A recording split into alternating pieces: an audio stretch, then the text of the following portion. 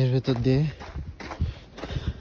একটু মেঘ ছুঁয়ে দেখার ইচ্ছা, সেই হিসাবে এই রোড ধরে নেমে যাচ্ছি। ওয়াও, দুর্দান্ত একটা অভিজ্ঞতা হচ্ছে।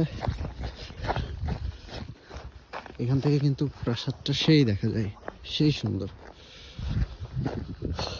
এখন যাচ্ছি এই কুয়াশাচ্ছন্ন রোডের ভেতর দিয়ে হেঁটে চলে যাব। কিছুক্ষণ পরে এই ক্যাসেলটাও কিন্তু আর দেখা যাবে না। আমার রুমমেটরা, আমার ট্যুরমেটরা আমাকে রেখে চলে গেছে। রোডটা ঢালু তো, হাঁটতে চাইলেও হাঁটা হচ্ছে না, দৌড়ানোর মতো হয়ে যাচ্ছে আর কি। ঠান্ডার পরিমাণ অনেক।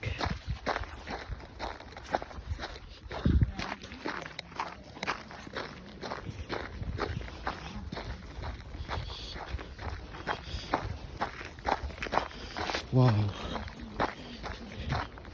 এটা একটা অন্যরকম অভিজ্ঞতা। একবার তো পা পিছলে পড়ে গেছি, আবার মনে হয় পড়ে না যায় আমি।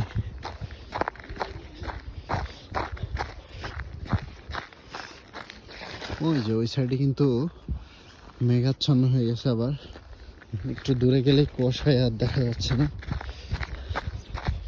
আমি আস্তে হাঁটতে চাইলেও আস্তে হাঁটতে পারছি না, জোরে হাঁটা লাগছে, কারণ স্লিপ করতেছে। খুবই কেয়ারফুলি হাঁটতে হবে এখানে।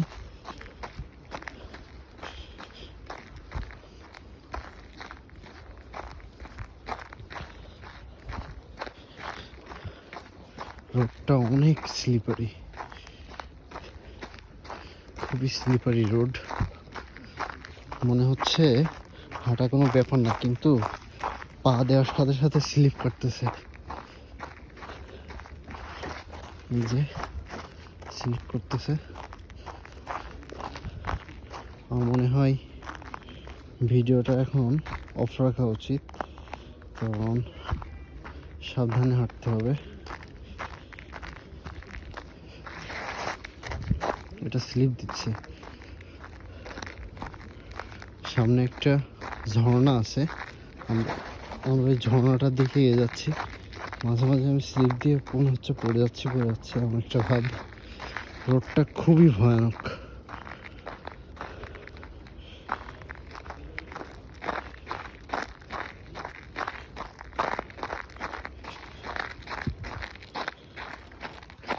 অনেকটা পথ চলে এসেছি এখন।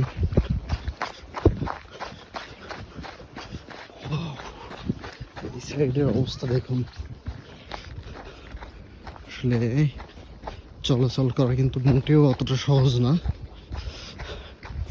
পানির একটা স্রোত বয়ে যাচ্ছে, ছোট্ট একটা ক্যানেল টাইপের। এখান থেকে আমরা যাচ্ছি সামনের প্লেসটা দেখার জন্য।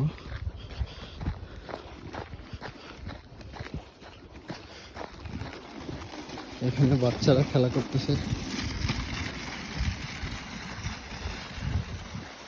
ইন্টারেস্টিং, তাই না?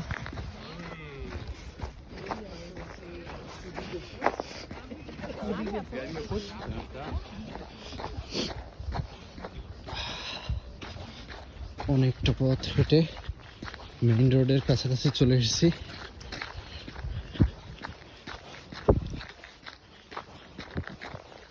এখানে হাঁটার অভিজ্ঞতা আগে ছিল না, যার কারণে বেশ কিছু এই যে আবার স্লিপ করা শুরু করছি। আমার এই সাইড দিয়ে হাঁটা উচিত, যে সাইড দিয়ে মানুষ বেশি হেঁটেছে ওই সাইড দিয়ে গেলে জুতার সোল স্লিপ করতেছে,